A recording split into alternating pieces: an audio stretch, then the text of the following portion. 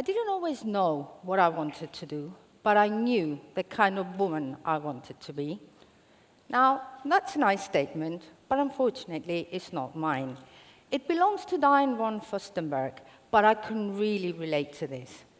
My father, on the other hand, who's with us today, was really clear on what I would become: an accountant. Being the owner of a small accountancy firm in Cyprus, he was a stereotype of the Mediterranean family business owner that was determined to see the business go to his children. So my future was cut out.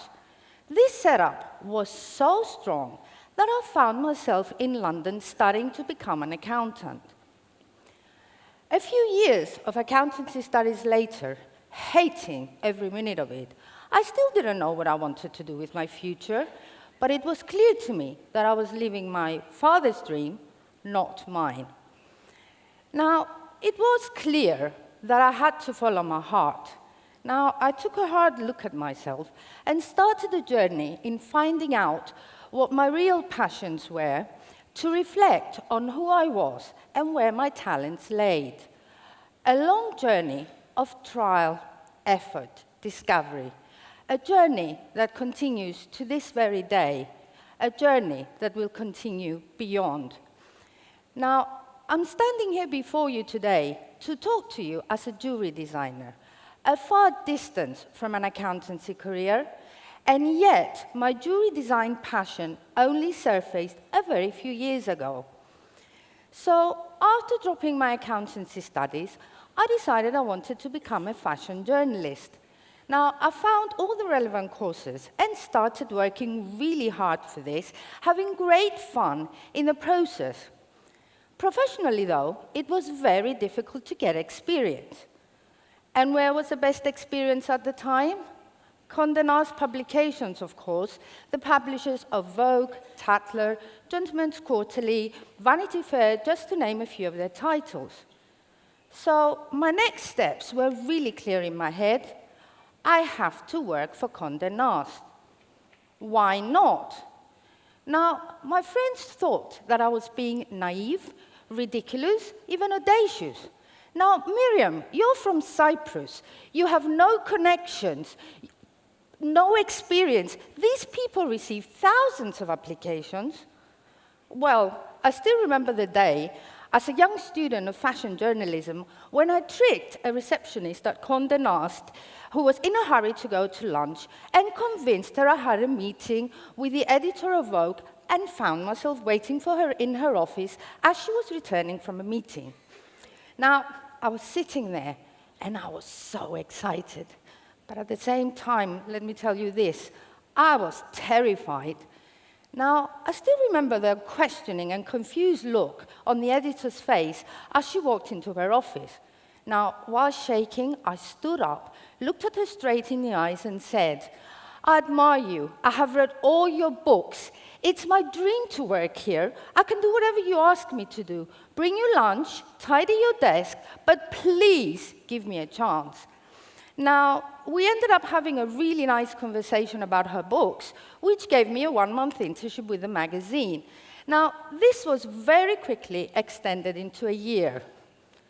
However, it was very difficult to make money in the fashion industry in fashion journalism at the time, especially upon my return to Cyprus, given the visa restrictions to continue working in the UK. So in Cyprus, I made a commercial shift and devoted myself to advertising, working for one of the global advertising agencies in Cyprus. However, another point in my life when I felt that my personal creative drive was not further fulfilled. So I had a strong feeling inside me that, again, I wasn't truly being me. I had a huge urge to create, express myself through my own creations. So another big search started. Fashion design was still a big attraction to me, but clothes were not doing it. So I started experimenting with accessories and jewelry, and it finally clicked. I want to become a jewelry designer. Why not? Now, I had my friends saying that I was, again, naive and ridiculous. No studies in the area, no experience. I was a 40-year-old mother of a 3-year-old, and let me tell you, I couldn't draw to save my life. Yes, I want to become a jewelry designer. So again, dropped off everything, went back to college, and started from scratch. Now, I kept on questioning, why should rings be round? Why should a ring with red gems look red? Why should a piece of jewelry have one function only? So my first creations were square rings in all sorts of combinations. I then really focused on the functionality of jewelry. What do jewelry represent to a woman of today? What are the jewelry needs of women today? How have the current trends and changing lifestyles impacted the need for jewelry? So my work emphasis was then focused on making the hectic lifestyles of the 21st century woman easier. Now, I thought of the multitude and complexity of roles, and I'm sure most women here can connect to this. Professional, mother, partner, friend, household, just to name a few. Now, out of interest, I Googled the word multi, and to my amusement, 200 pages of English words prefixed with multi came up. So I was convinced for the necessity of multi-use. Now, all my designs from that point onwards were based on multi-purpose and multi-use. My basic concept of addressing was the multifunctionality of life in a way that my jewelry will be following social habits. I started observing the office woman, the girl that is at work and she wants to go out for a drink straight after work, but she doesn't have time to go home and change. Women's changing moods. So this is how my Transformers collection was born. And I have two concepts that I would like to share with you today. Let's look at the office girl. This is a pair of long earrings and a ring. Now, this combination can actually be transformed into a bracelet and short earrings. Now, the office girl goes to work in the morning, she puts on the short earrings and the bracelet. She does decide she wants to go for a drink straight after work. The only thing she has to do is take the bracelet off, pull it apart into 3 parts. The first 2 parts go onto the earrings to make them longer, and the other one just clips together, and it can be put on the finger as a ring. Now, there is a video that follows that will demonstrate how this works.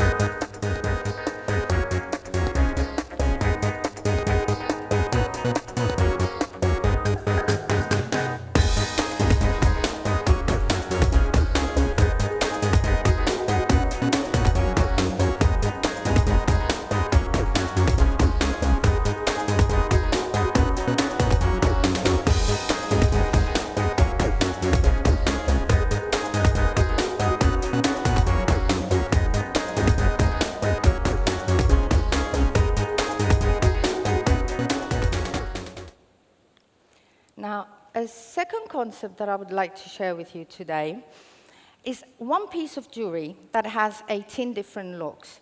This was actually designed for the women's changing moods. Now, I'm really sorry, I couldn't fit all 18 looks in this image, so these are just the 14 looks that can be achieved with just one piece of jewelry. And there's another video following that will demonstrate exactly how these can be transformed.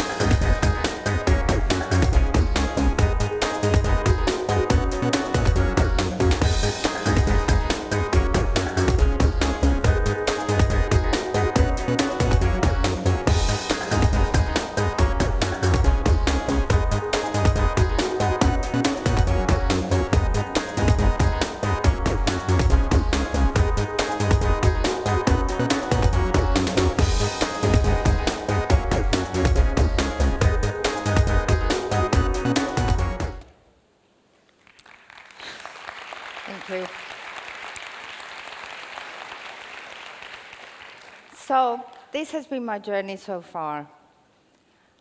What are the next steps? I really don't know. At the end of the day, it's not about clarity, it's about attitude. Now, my fundamental learnings through my journey have been to follow my gut, to stretch myself outside my comfort zone, not to accept that anything is beyond my reach, to follow my passion and work really hard in the process. By challenging the conventional as a personal drive of significance, at the end of the day, it was all about discovering abilities I didn't know that existed. So, how much do we know about our hidden abilities, hidden by fear of stretching ourselves or challenging the social norm? How much untapped potential are we wasting by not daring to follow our dreams with audacity on what we can achieve? Thank you.